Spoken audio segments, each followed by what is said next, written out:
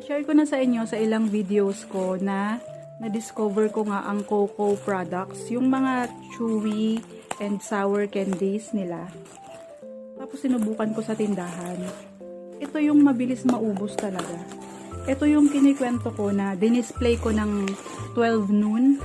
Kinabukasan ng alauna, 3 peraso na lang. Ang isang box nito, 30 pieces.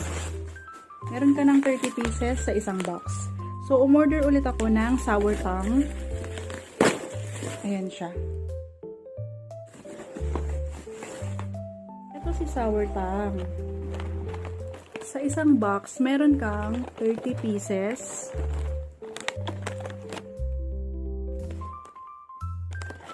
Tapos, meron siyang 4 na kulay yan.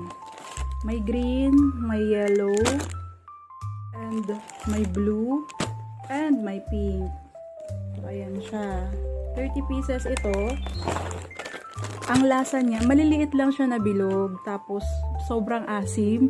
Tapos, habang natutunaw yung coat niya, matamis siya sa loob.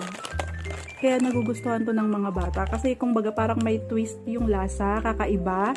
Kaya nagugustuhan nila to. Hindi yung ibang candies na pag unang subo mo matamis agad or unang subo mo maasim agad. Tapos maasim lang. Pero ito, ang una mong matitikman, maasim. Tapos habang natutunaw siya, nagiging matamis na siya sa bibig mo. Ayan o. Yan ang 4 na kulay niya. Sa isang box, meron kang 30 pieces na ganito. Pwede rin siya sa loot bags kapag magkakaroon kayo ng parties, kasyang-kasya naman siya. At dahil meron siyang butas, pwede rin siya dun sa pabitin kapag may, di ba yung may birthday, may binibitin tayo tapos inaabot ng mga bata. So, pwede to. Sa tindahan din, mabilis siyang i-display. Hindi mo na siya ilalagay sa garapon. Makapal din yung plastic niya, kaya hindi naman siya lalanggamin.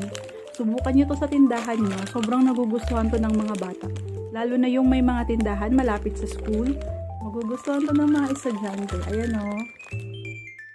Cute. Ilalagay ko yung link dyan sa yellow basket.